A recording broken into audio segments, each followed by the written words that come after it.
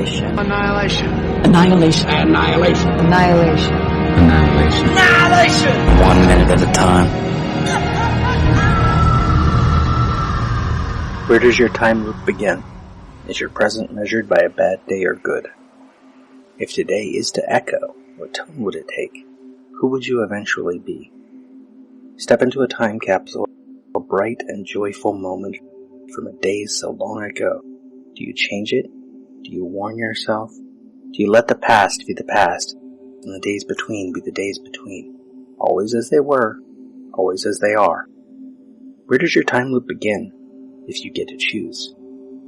If this moment were an echo, is it better than the first time, or worse? Step into a time machine, exit on a bright and joyful day, from a moment so long ago, a lifetime of change between that day and this. But do you let it be, always as it was, always as it is? Robert E.G. Black, Time Loop. The script tells us that as Lena emerges from her tent, she finds a campsite. 5 small tents circled around a burned-out fire. The campsite is positioned in a grassy clearing deep inside a forest. The surrounding trees are oak and cypress. I do not know from trees, but there are trees all around. In fact, while the production filmed in an actual forested area for much of the film, they added more foliage to get the right look. If you know plants and trees, it is possible that the combination here would not make geographic sense. But Lena does not look up. She looks to the right, our left, and takes a few tentative steps before second 3, heading that way. She is in a clearing, but this does not immediately feel like a campsite. The tents are not circled close together. Second 6, Lena stops again, cut to. Angle on Lena from left. Her tent and that sensor box at the bottom right of frame. She turns slowly to her left toward camera. We hear more birds, their sounds doubled, but not obviously so.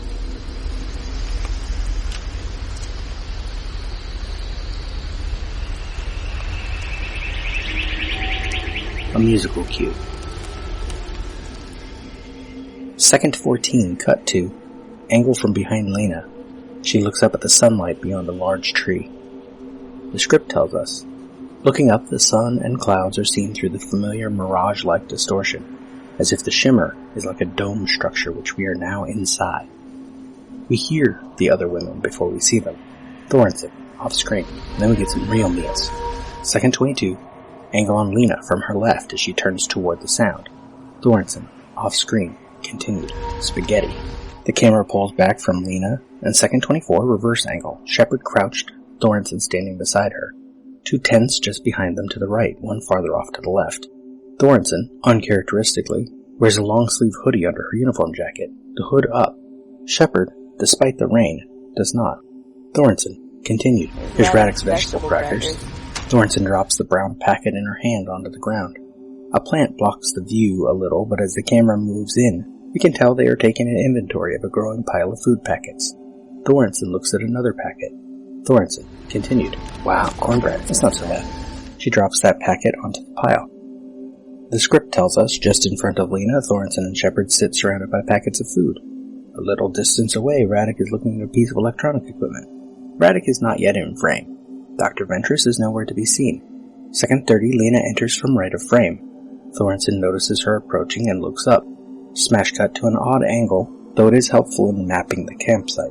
We are angled on Radek, on the ground in front of her tent, looking at, as the script has suggested, a piece of electronic equipment.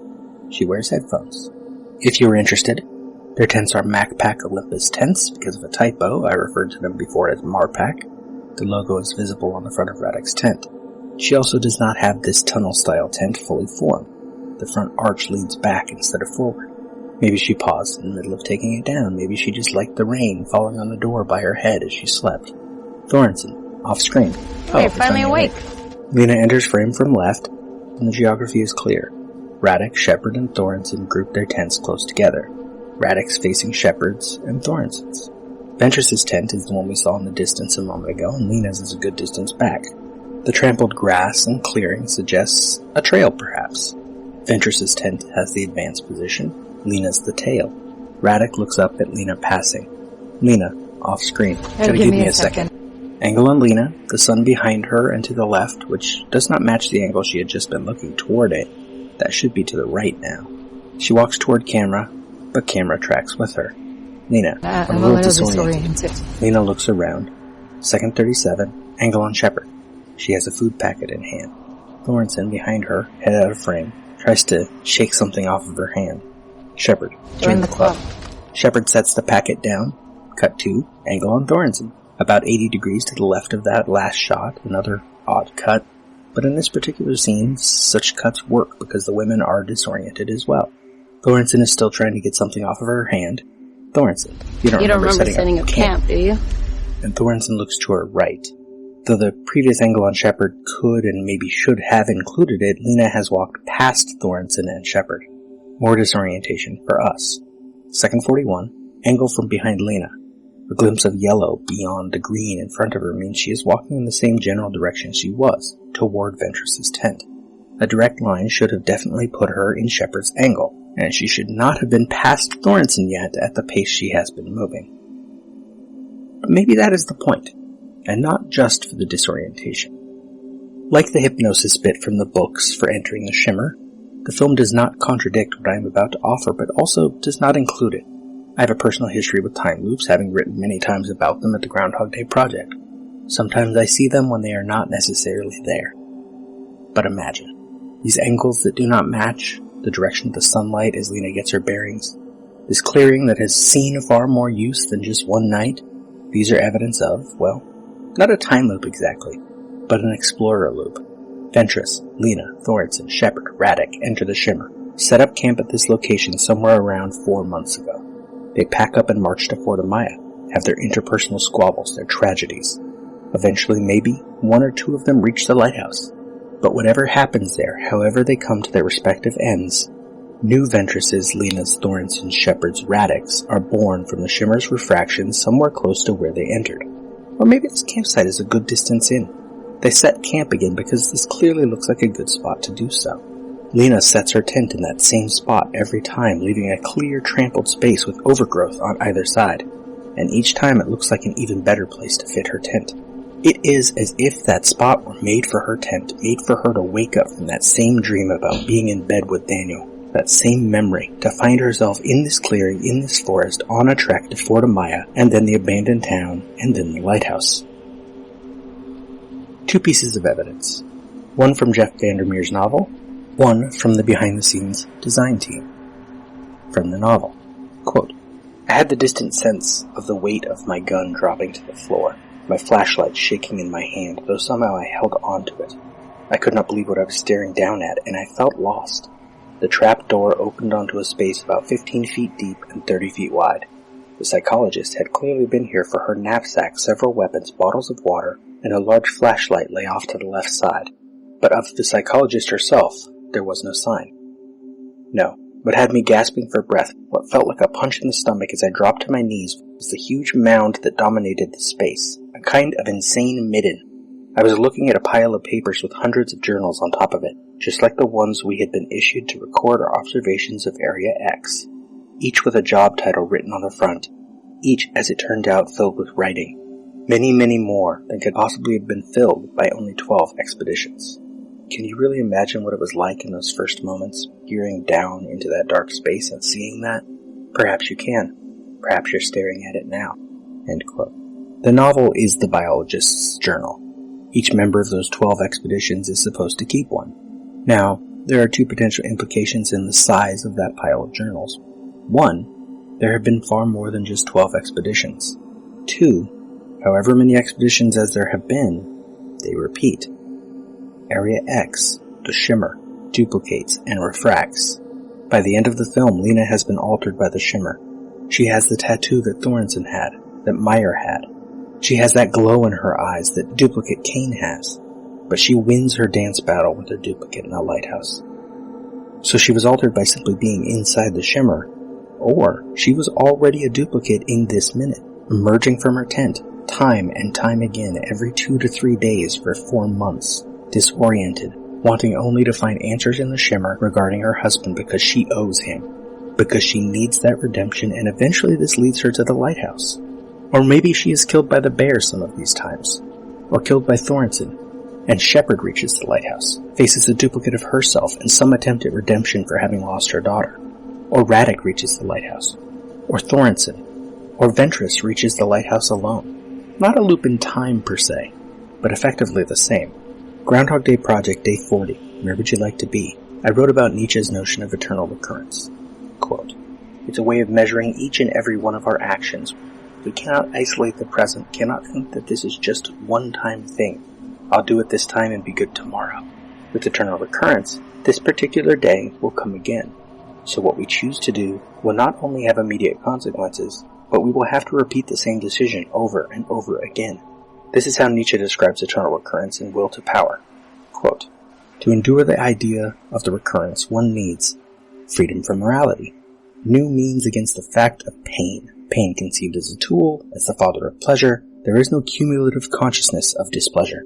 The enjoyment of all kinds of uncertainty, experimentalism, as a counterweight to this extreme fatalism, abolition of the concept of necessity, abolition of the will, abolition of knowledge in itself."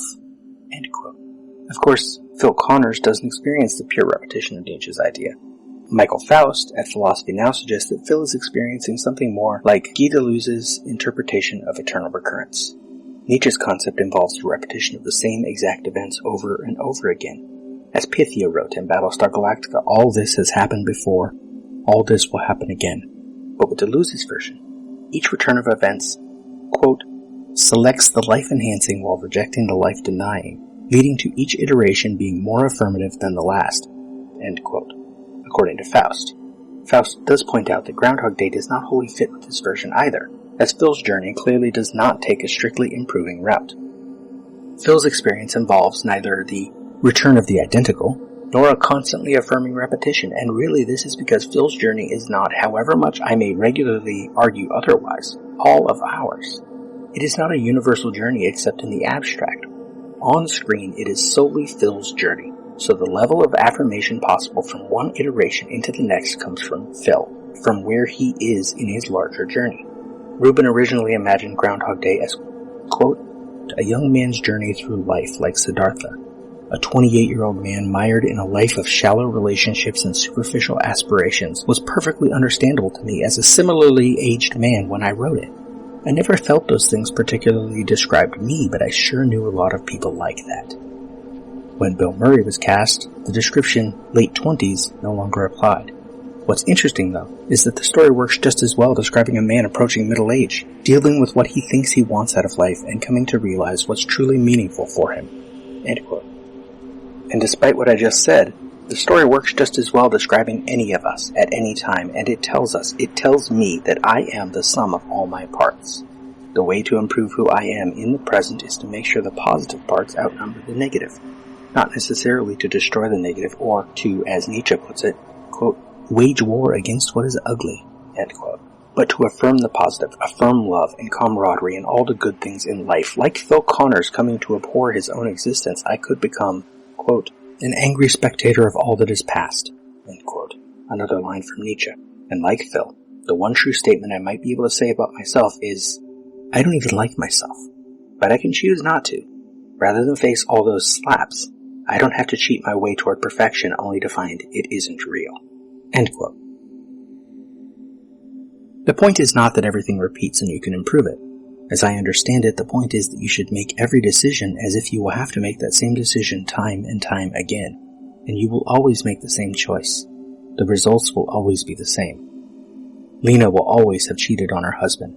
Cain will always have left. The only way she can change anything is to not only survive the trek into the Shimmer, the trek to the lighthouse, but to, as she does in this resumption we see in the film, break down the Shimmer itself so she and Cain can be together again. Whatever their transformations will mean to those around them, whether they will even be able to survive without the Shimmer, whether Southern Reach will let them, their end together outside the bounds of this eldritch landscape is Lena's only victory, her only redemption. But it does not change what she has done, or will do, given the chance to repeat it again. Lena's decisions are always Lena's decisions. Ventress's are Ventress's. My decisions are my decisions. Your decisions are your decisions. Further evidence from the film. Lena's and Cain's house, as seen from the outside, minute 6. is the same house where the 4 women will hole up, minute 66. Perhaps it is simple coincidence of appearance. Military base housing perhaps near 2 different military bases. Perhaps the former was Lena's and Kane's house before the Shimmer had overtaken it, and the latter is Lena's and Kane's house after the Shimmer has overtaken it. Perhaps the flow of time as we see it in the film is itself disorienting. Once upon a time, one variation of Kane escaped the Shimmer to return home. But by the time of this resumption we see for the rest of the film, that has happened long ago. Through iteration after iteration, resumption after resumption, and the Shimmer expanding beyond the Southern Reach facility we saw earlier, Kane and Lena will always find their way to one another. His guilt at leaving, her guilt at cheating will drive them to renew their love no matter what form it takes. No matter what form they take. Damn the rest of the expedition, damn the rest of the world. Second 41. We are behind Lena as she heads toward Ventress's tent. She stops and turns to answer Thorensen. Lena, I don't remember anything. After we reached the tree line. Second 47, angle on Shepard, crouched down, Thorensen standing by her, head and shoulders out of the frame. If we had not noticed it before, I do not think I had, so maybe it was not visible, we can see a bracelet on Shepard's wrist. Purple string, pink and purple plastic beads. Presumably made by her daughter, that we do not know about yet. Shepard, none of us do. Second 49, angle on Ventress, but where is she? Where did she come from? On this resumption of the loop, she is in the clearing, part of the conversation, but if you take this as just one scene, one instance, then her sudden presence makes no sense. She stands with a rain poncho over her uniform. She holds a thermos with both hands. She wears fingerless gloves. She looks down. But what is most interesting here is where she stands. Behind her, to the right, is one tent barely in the bottom corner of frame. A sensor pole sits in front of it, which might have been out of the shot on the Radek angle. Or maybe it just was not there. Behind Ventress to the left are 2 tents, a sensor pole between them. The prior angle on these tents from the other direction made it hard to tell if that pole was there, but it is the arrangement of these 3 tents that is problematic. The previous angles suggested that there were 2 tents next to each other. Taking Thorensen and Shepard's position by each other, we might assume the left one is Thorensen's and the right is Shepard's. Draw a straight line across the front of them, and it might stretch from Lena's tent farther off to Ventress's tent, currently behind us in this shot. Radek's tent is on the other side of that line, facing Thorensen's and Shepard's. The cut to Radek just 17 seconds ago put Radek's tent across from Shepard's, not Thorensen's. But from this new angle, Radek's tent is not across from Shepard's at all. Not even really across from Thorensen's, but farther still, in the direction of Ventress's tent. The thing is, when the production set up tents for these shots, they should only have set up the tents once. We never get an establishing shot that shows the entire campsite with all 5 tents. The scene only lasts this minute, next minute, and less than half of minute 33. This should not have taken more than 1 day to shoot, and this means just one overall setup. And yet, the tents changed positions. Or that shot of Radek was put in the wrong place. It fell between lines of dialogue, and given Thorensen's eye line just after, Lena's position would have been farther along. But if that shot was in the wrong place, was it on purpose? If the tents were set up twice, were they arranged a little differently on purpose? Are these further signs that what we are seeing in this scene is not just one scene, but many? Further complicating things, if this was the tent setup all along and the editing messed it up, Ventress is standing approximately where Lena is standing on the reverse. Just over her right shoulder, almost blending in with her own parka, is Thorensen's. Ventress has to have walked along right behind Lena, but Lena, turning around, did not react to her. Thorensen's eye line toward Lena did not suggest another presence. Shepard, speaking just now, was not speaking in the right direction for where Lena should be if Ventress is here. And I backtracked, upon noticing Thorensen in the background. My own time loop. Second 31, after Thorensen mentioned the cornbread, the camera is moving along with Lena. Just before it cuts to Radek, Ventress is visible in the distance at the left edge of the frame, almost invisible as her parka blends into the trees. Second 41, we are behind Lena, and I said she was heading toward Ventress's tent, but she is also, sure enough, heading toward Ventress, standing there, hidden in plain sight. Second 47, as Shepard says join the club, in the distance is Ventress. Again, almost invisible as her parka blends into the trees. And the quote-unquote mistakes may have simply been in the editing. Shepard, Off-screen, continued. And we did a food inventory? Ventress looks up and to her left. She is listening. Shepard, off-screen, continued. From the depletion, it looks like... Second 53, close on Shepard. Shepard, continued. We've been out here for at least. She looks up, and the eyeline suggests Lena is much closer than previous shots would suggest. In the script, Shepard says 48 hours. In the film, she says 3 or 4 days. Is this the first and only time these women have woken within the Shimmer? Certainly not. The Shimmer duplicates and refracts. How many times have these women, or copies of these women, struck camp? How many times have they marched to Fort Amaya? How many times has Lena reached the lighthouse? Minute 2, it was made clear that time within the Shimmer does not pass the same as it does outside. Lomax, you had rations for 2 weeks. You were inside for nearly 4 months. Maybe these women have been copied over and over again and have been repeating their trip for 4 months. We see only 3 days within the Shimmer. They spend tonight at Fort Amaya. They spend tomorrow night in the evacuated village. Maybe these are only the last 3 days of those 4 months. Or maybe these are the only 3 days of those 4 months. A finite loop of time within the bounds of this eldritch location. Speaking of eternal recurrence and time loops, we do not know why Lena had her affair with Daniel. In fact, the film never really confirms that the affair was going on before Kane was gone, though that is to be inferred. But one could assume that Lena suffers from what Paul Hannum calls in The Magic of Groundhog Day, the Groundhog Day effect. Hannum explains, quote, "A repetitive pattern in and of itself is not necessarily harmful. Civilization would collapse without the repetitive patterns necessary to the supply of food and energy. As an individual, a regular structure is fine if you are happy in your routine. The difficulty arises if you are not happy, if you are not at peace, if you see no magic in everyday life. It is not so much outer repetition, but inner repetition, repetitive thought patterns, that create the Groundhog Day effect. When we are oblivious to the magic of everyday life, caught in destructive and repetitive thought patterns, our first tendency is often to blame our predicament on our jobs, where we live, or on our partners. We believe that by changing our external circumstances, we will break free from the loop." End quote. Whether it was the tedium of her marriage that led her to stray, or the tedium of life without Kane that led her to go to bed with a coworker only to regret it, Lena's life before the Shimmer had stalled. In just the day we saw before Kane's return, she wavered between a sort of catatonia and overt grief. One could imagine that there was little else in her life, not knowing what had happened to Kane, and now she has answers in this alien landscape if she can only find them, if she can only remember them. Second 57, close on Lena, Ventress's head and shoulders just barely visible over her left shoulder, but also not really visible if you do not know she is there. Lena shakes her head. Lena, That's not possible. Second 59, angle on Ventress, playing with a leaf or a blade of grass, her thermos tucked between her right arm and her side. And time runs out for this minute.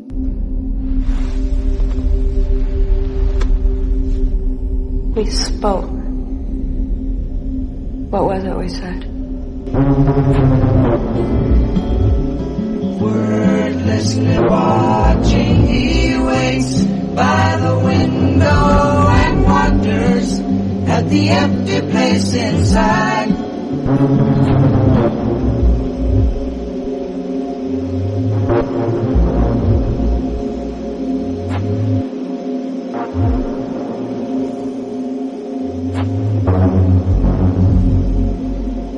Annihilation is all we are. Annihilation.